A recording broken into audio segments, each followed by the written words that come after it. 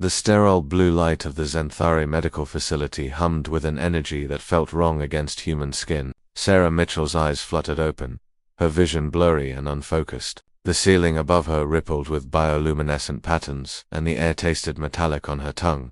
Where was she? The last thing she remembered was the expedition on Kepler-4 for 2b, the cave system, and then the collapse. Her research team had been studying the indigenous wildlife when the ground gave way beneath them. She'd fallen, and then darkness. Sarah tried to sit up, but her body protested with a symphony of aches. That's when she heard them, soft, chittering sounds mixed with what could only be described as concerned whimpers. She turned her head slowly to the left.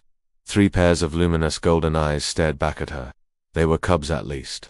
That's what her mind categorized them as. Each was roughly the size of a large dog, covered in silvery blue fur that seemed to shimmer in the facility's light. Their faces were a strange blend of feline and something more primal, with elongated snouts and tufted ears that swiveled toward every sound. But it was their eyes that held her captive, intelligent, alert, and filled with unmistakable worry. The largest of the 3 a female, Sarah somehow knew, pressed closer to the medical bed, placing one paw protectively on the edge of the mattress. The other 2 flanked her sides, their small bodies tense and alert. A door hissed open across the room.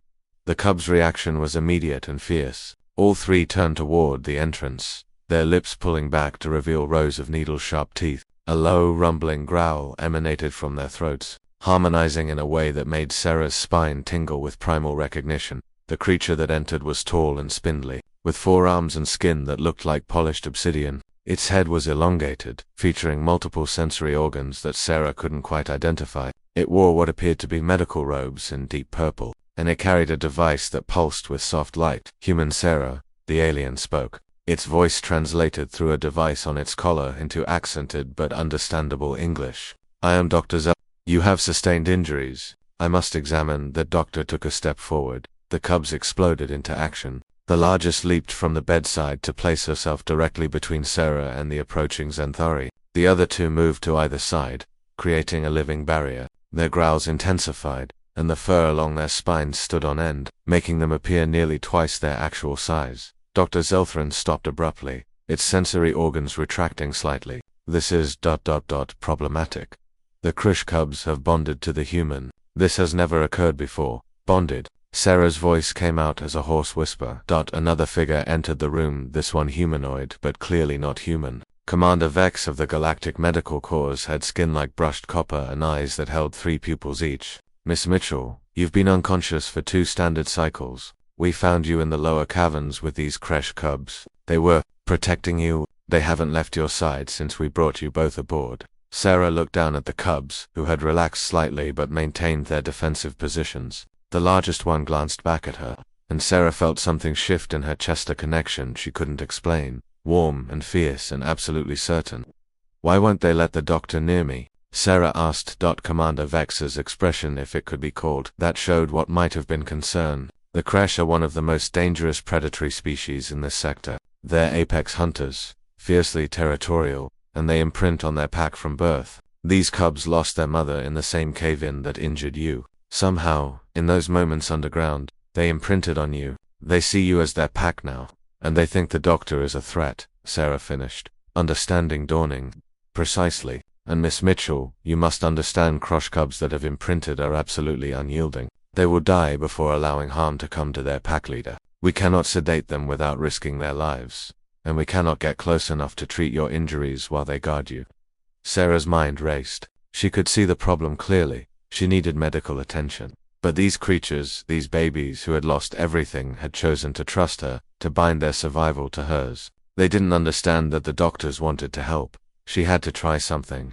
Slowly, carefully, Sarah extended her hand toward the largest cub. The creature's eyes locked onto hers, and for a moment, Sarah saw the intelligence there, the fear of another loss, the desperate need to protect what little they had left. "It's okay," Sarah whispered, though she had no idea if they could understand her words. But perhaps they could understand her tone, her intention. They're friends. They want to help. She let her hand rest gently on the cub's head, feeling the incredible softness of the fur. The creature leaned into her touch, a low rumble emanating from its chest, not a growl this time, but something closer to a purr. Sarah looked at Dr. Zelth. "Come forward slowly. Let them see you're not a threat." The Zenthari doctor hesitated, but Commander Vex nodded encouragement. Zelthrin took a cautious step forward, then another. The cubs tensed, but didn't attack. Sarah kept her hand on the largest one, maintaining that physical connection, pouring every ounce of calm and trust she could muster through that touch. "It's okay," she repeated, as much for herself as for them. "We're safe. We're all safe."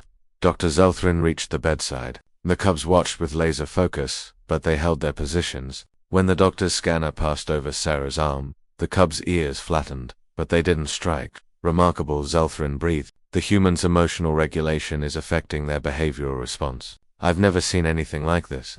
As the examination continued, Sarah kept her hand on the cub, feeling the rapid heartbeat slowly calm beneath her palm. The other two cubs settled on either side of the bed, still watchful but no longer aggressive. Commander Vex approached slowly, kneeling to be at eye level with Sarah. "Miss Mitchell, you realize what this means. Creche bonds are for life. These cubs will follow you anywhere. They're your responsibility now." Sarah looked at the three pairs of golden eyes, watching her with absolute devotion.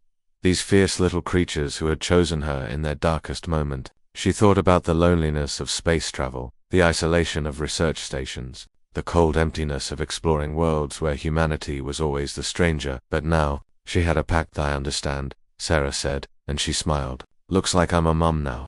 The cubs chittered in response, and somehow, Sarah knew everything would be all right.